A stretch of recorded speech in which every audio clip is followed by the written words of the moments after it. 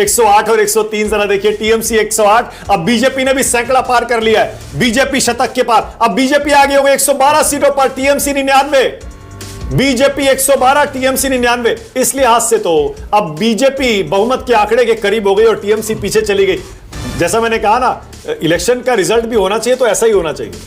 3-4 घंटे का जो रोमांच आता है, अब जाहिर है जो राजनीतिक दल हैं जो लड़ रहे हैं वहां पर, वो तो ये चाहते होंगे वो एक तरफा रहे, क्योंकि जितनी दिल की धड़कनें उनकी बढ़ती होंगी, बीपी बढ़ता होगा, उनकी सेहत के लिए अच्छा नहीं होगा। लेकिन देखने वालों के लिए जो रोमांच इस तरह के क्लोज इलेक्शन में आता है, वो एक तरफा इलेक्शन में बिल्कुल नहीं आता है।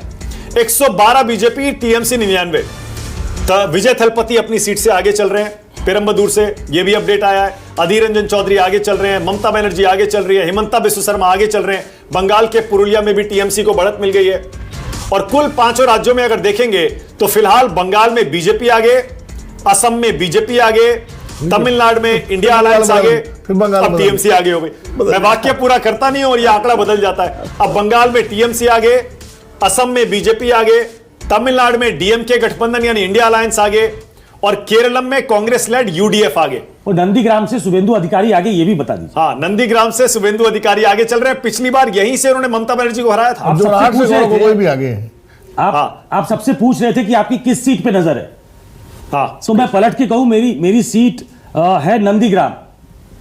नंदीग्राम में शुभेंदु अधिकारी कैसा एक तरफा जीतते हैं या शुभेंदु अधिकारी को भी फंसा दिया है। नंदीग्राम की सीट जो है वो बताएगी कि वहां माहौल क्या है बंगाल में। अगर खुद फंसते हुए नजर आए शुभेंदु अधिकारी, जो उनका गढ़ है, जिस टर्फ से उन्होंने ममता बनर्जी को हरा दिया, अगर उस सीट पे पवित्रकार जो है, पवित्रकार जो उनके बहुत करीबी माने जाते थे, के राइट हैंड माने जाते, बिल्कुल, तो वो अगर उनको फंसाने में कामयाब हो जाते हैं तो मेरी नजर उस सीट पे है। वहां से मैं बंगाल को एनालाइज करना चाहता हूं कि अगर वहां फंसे हैं तो क्या बंगाल को जिता पाएंगे क्या।